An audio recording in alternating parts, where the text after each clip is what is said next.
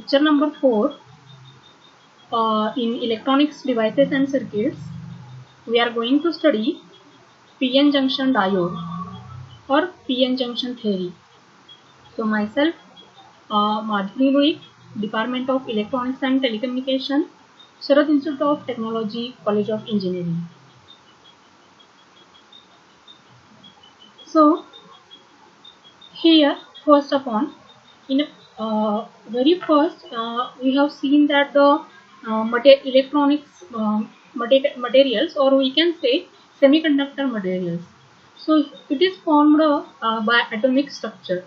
So atom is composed of nucleus and electrons. So nucleus, which contains positively charged protons and neutral neutrons, whereas electrons, which are negative charged and that orbit the nucleus. So atom is composed of nucleus and electrons. Then next content is nothing but the valence electrons. So already we have seen, according to the band gap energy, there is a valence band and conduction bands are there. So in between that gap is nothing but the energy band gap. So let us see valence electrons. So electrons are distributed in various shells at different distances from nucleus. So electron energy increases as cell radius increases. Electrons in the outermost shell are called as valence electrons. So those electrons in the outermost shell are called as valence electrons. So elements in the periodic table are grouped according to the number of valence electrons. So for each and every material there is a periodic table and it is listed according to the how much elements are grouped in a valence electron. Then valence electrons for the semiconductor or conductor material as well as the insulating material. So this portion of the periodic table which contains third, fourth and fifth valence electrons in outermost shell of the material. So boron, aluminum, gallium, which is having 3 electrons in a outer shell, whereas carbon, silicon, germanium having the 4 electrons in a valence band. Then phosphorus and arsenide, which is having 5 electrons at the outermost shell. So let us see the next. So element or the compound for the semiconductor. So the silicon and germanium are in group of 4 and are elemental semiconductors, whereas gallium arsenide is a group of third and fifth compound semiconductor.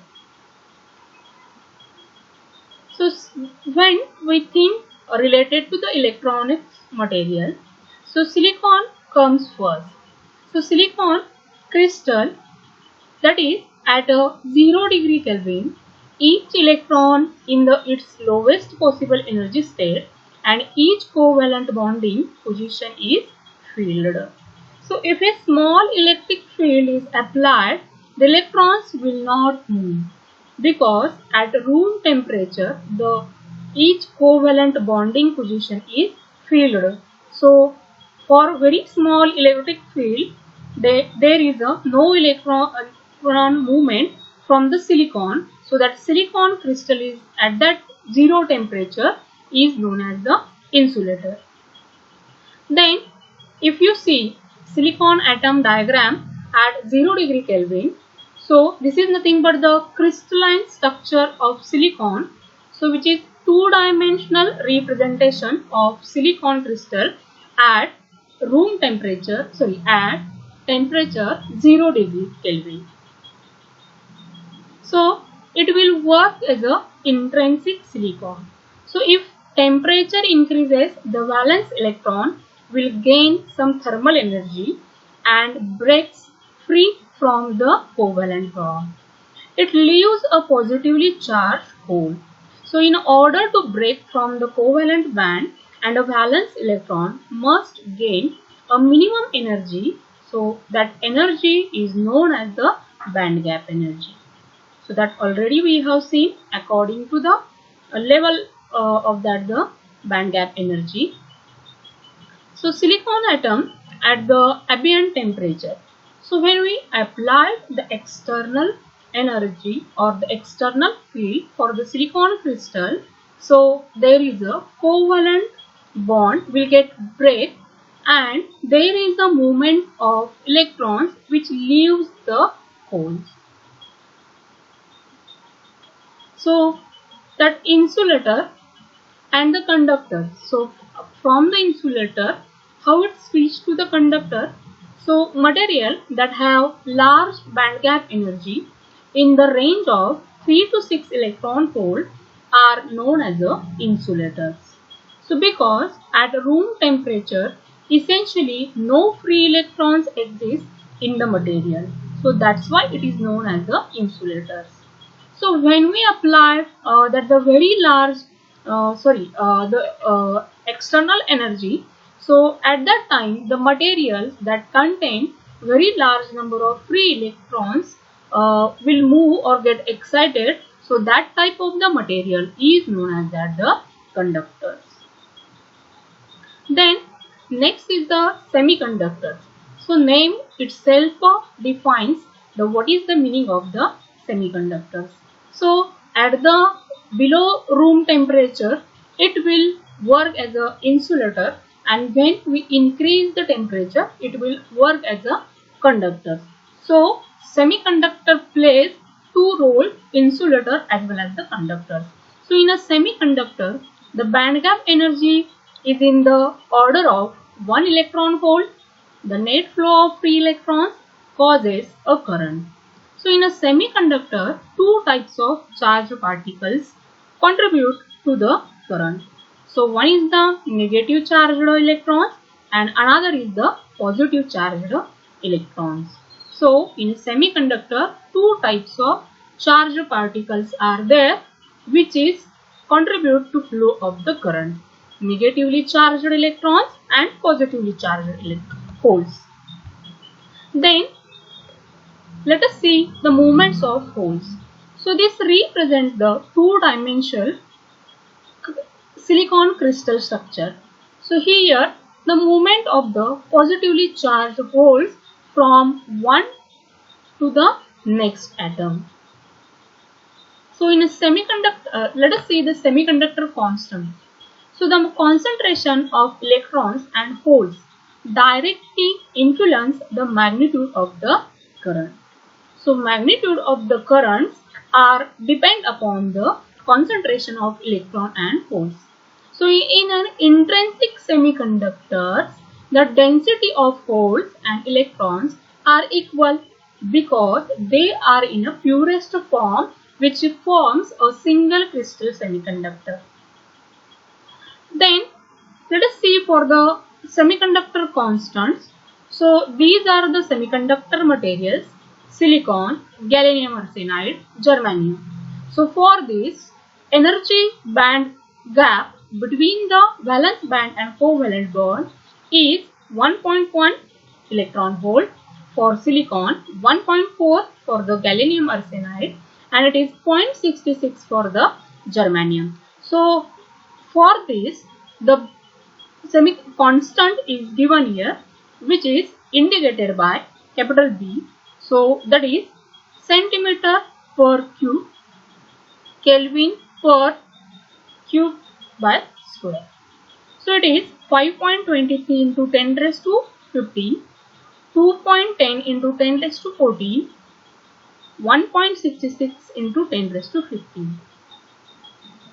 Then next type of the semiconductor is extrinsic semiconductors. The electrons or hole concentration can be greatly increased by adding controlled atoms of certain impurities. So for silicon, it is desirable to use impurities from the group table 3 and 5. An N-type semiconductor can be created by adding phosphorus or arsenic. So semiconductor is divided into two types, that is intrinsic semiconductor and extrinsic semiconductor. Intrinsic semiconductors are in a purest form and extrinsic semiconductors are in a impurity form. Then the phosphorus group 5 atom is called a donor impurity because the 5 indicating that there are 5 electrons in outermost cell. So if the 4 electrons are covalently bonded with each other, then one single electron is free to move. So because it donates an electron that is free to move. Whereas the boron, which is group from the table 3, has accepted a valence electron because there is a 3 electrons in outermost cell.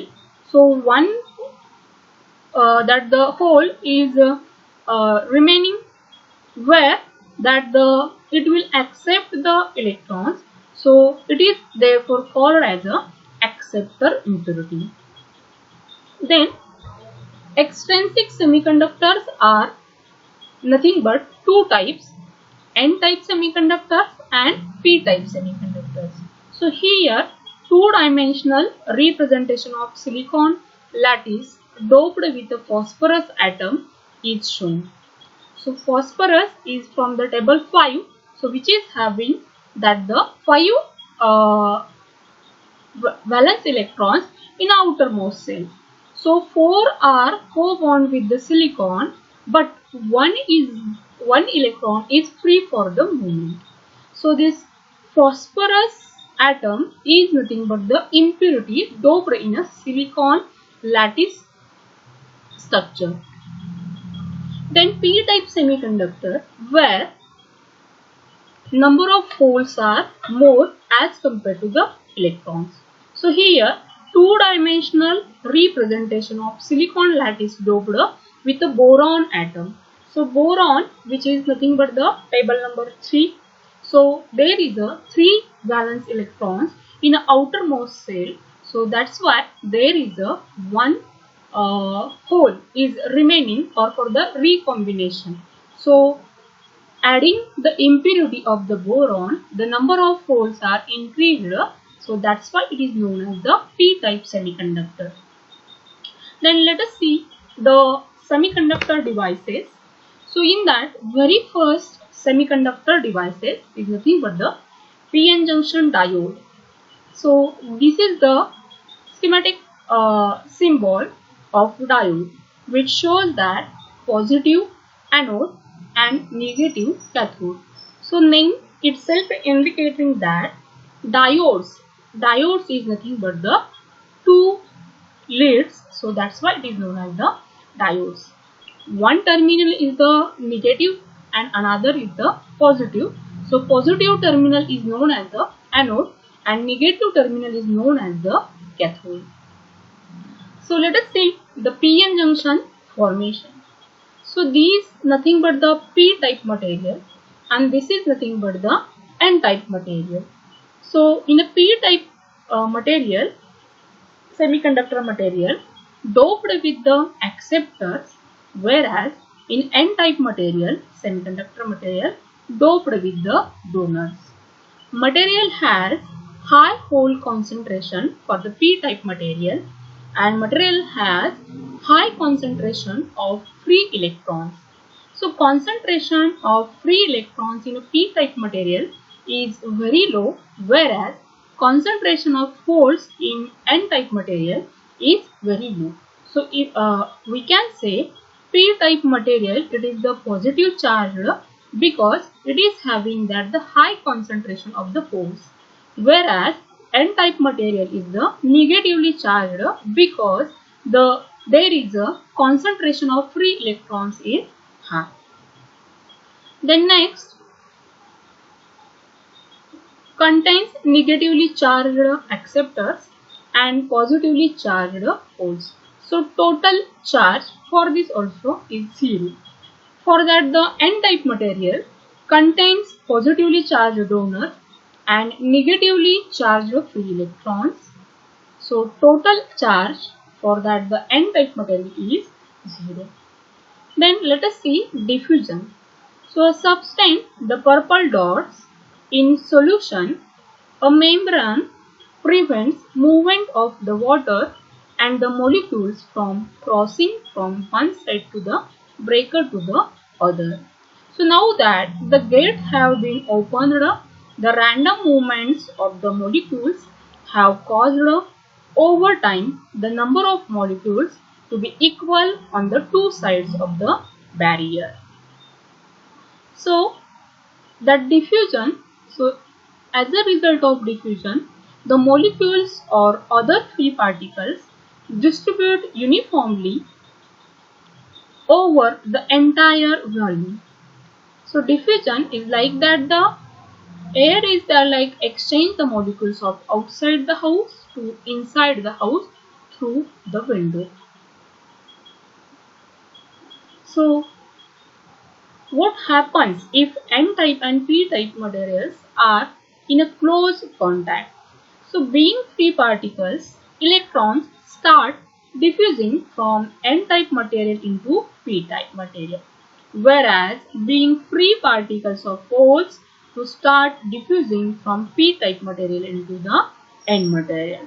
So have they been neutral particles? So eventually all the free electrons and holes had uniformly distributed over the entire compound of the crystal.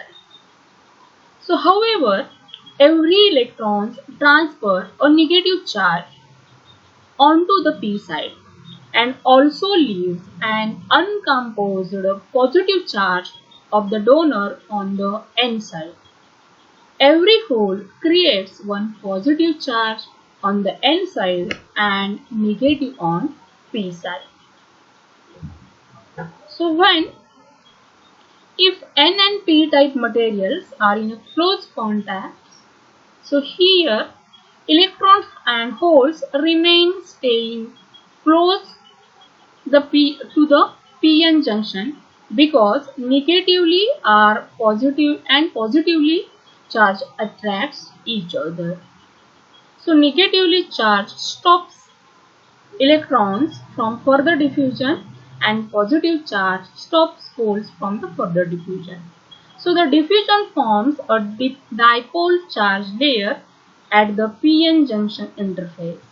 So there is a built-in voltage at a p-n junction interface that prevents penetration of electrons into the p side and holes into the n side.